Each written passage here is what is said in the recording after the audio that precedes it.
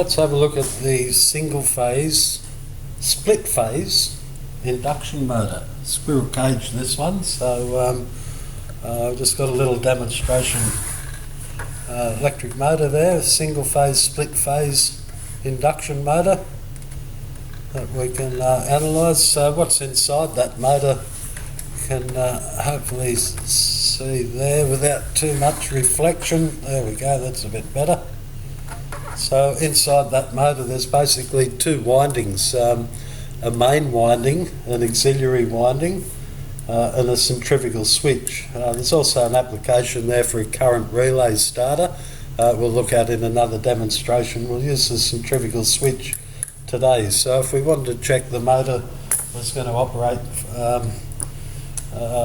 for compliance, we can measure the resistance of each of the windings there. So just grab an ohm meter and measure the resistance of the main winding, and we can see that's coming out at 0.8 ohms.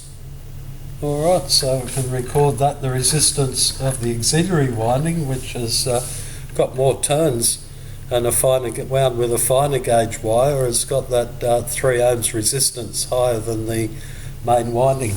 And of course the resistance across a normally closed switch should indicate 0 ohms, which it is there.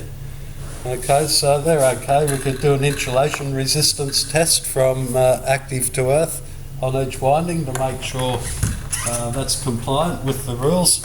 Must be greater than 1 megohm. We could also check the inductance using an LCR meter, and on the main winding we're seeing on the LCR meter we've got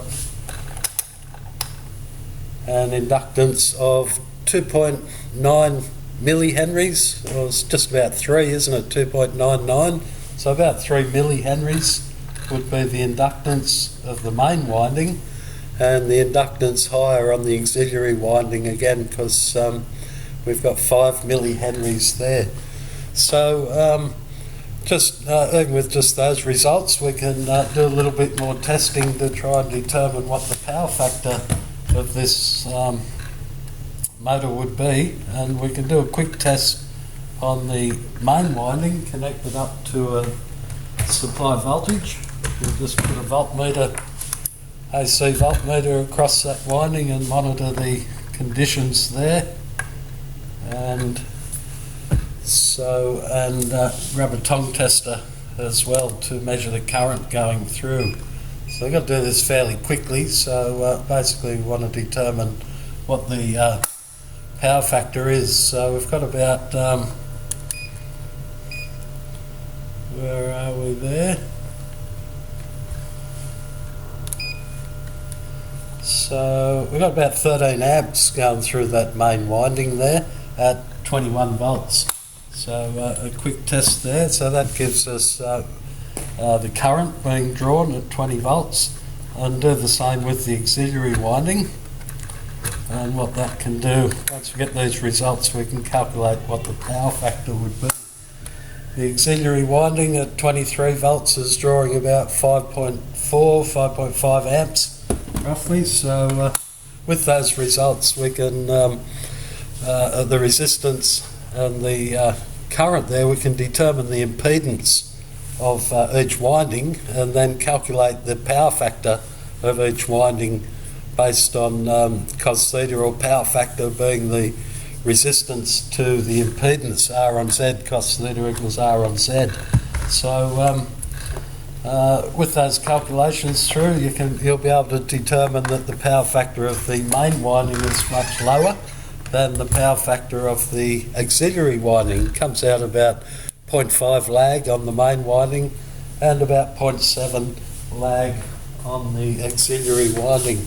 So there's an electrical circuit diagram of how we've got to connect the single phase split phase induction motor.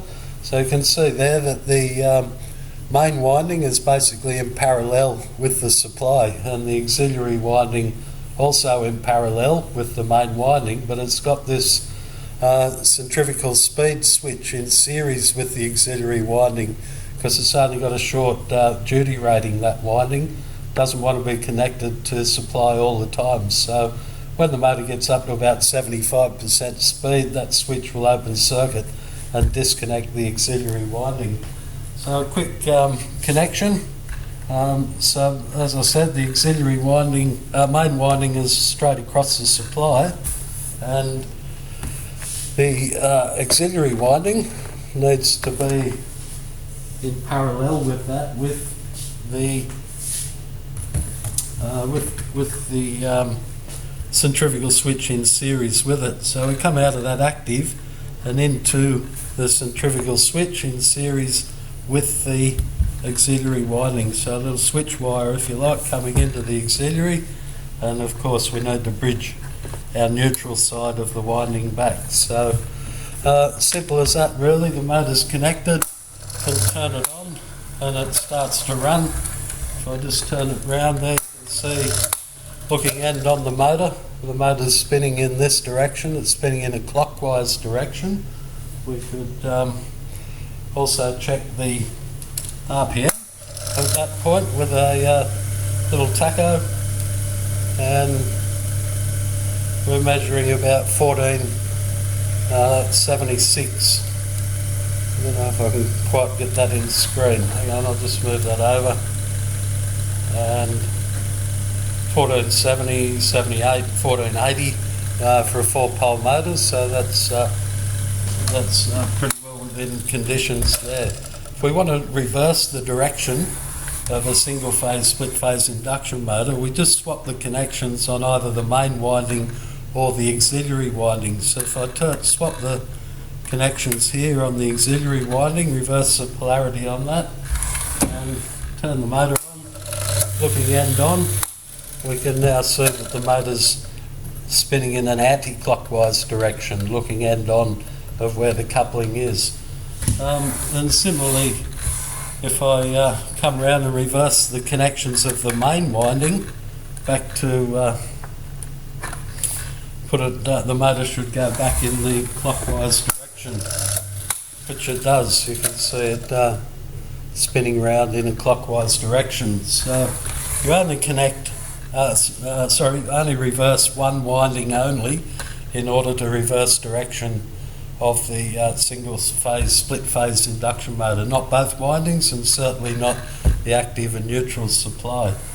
If you did have an open circuit start winding, or the centrifugal switch was open circuit, and the motor wouldn't set up its own rotating magnetic field and fail to start, but you can actually turn it on and give them a spin mechanically, and then it starts to catch up with the rotating magnetic field and starts to operate. Yeah, so that's just briefly your single phase, split phase induction motor. No capacitors there.